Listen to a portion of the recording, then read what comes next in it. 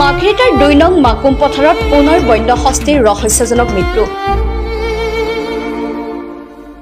খাদ্যৰ সন্ধানত জনাঞ্চললৈ ওলাই আহি এটি বনৰীয়াৰ হাতীয়ে ৰহস্যজনক কৰুণ মৃত্যুক সাৱটি ল'ব লগা হোৱা ঘটনাই মাঘেৰিটাৰ ২ নং মাকুম পথাৰত তীব্ৰ চাঞ্চল্যৰ সৃষ্টি কৰিছে।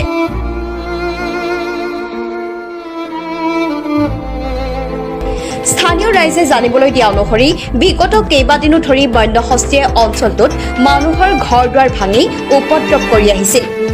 মহনা বন্য হস্তীটো কেনেকৈ মৃত্যু হ'ল সেয়া বৰ্তমানেও জানিব পৰা হোৱা নাই।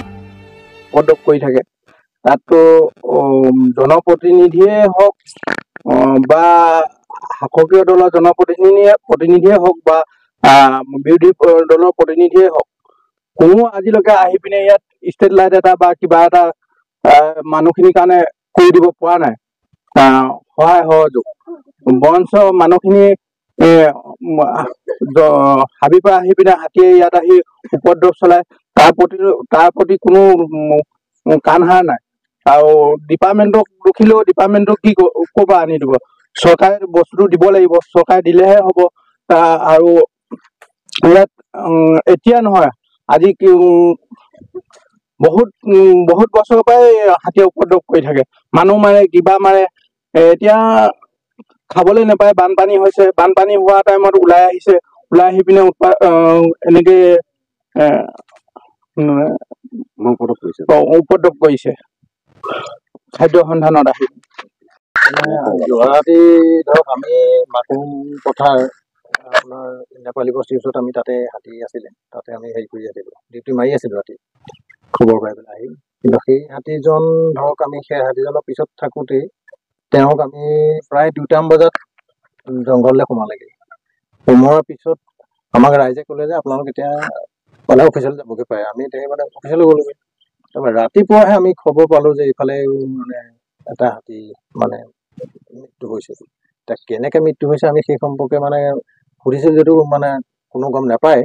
তাৰপিছতে আমি জেগালৈ আহিলোঁ, আমি লগে লগে গুচি আহিলোঁ আৰু যেনেকৈ আছিল তেনেকৈ আমি গুচি আহিলোঁ। আহি পেলাই চালোহি, পালোহি ইয়াতে এতিয়া বাঁহ খাই আছিলে মানুহৰ মাৰিতে।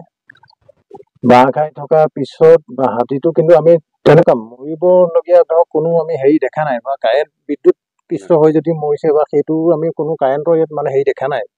এতিয়া কি কাৰণে মৰিছে বা কেনেকৈ মৰিলে আমি ক'ব নোৱাৰোঁ। কিন্তু এইটো হেৰি মখনা মানে মতা হাতী হয়, ডাঙৰ হাতী আছিলে।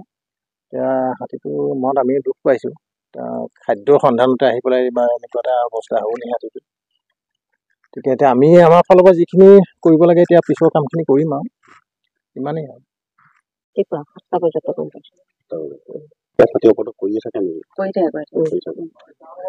বিভাগীয় কৰ্তৃপক্ষ আপোনালোকে কেতিয়াবা জনাই নে? বা জনালে আহে, তেওঁলোক আহে, ফৰেষ্টৰ মানুহ আহে, কিমান খেদিব, প্ৰায়ে আহিয়ে থাকে।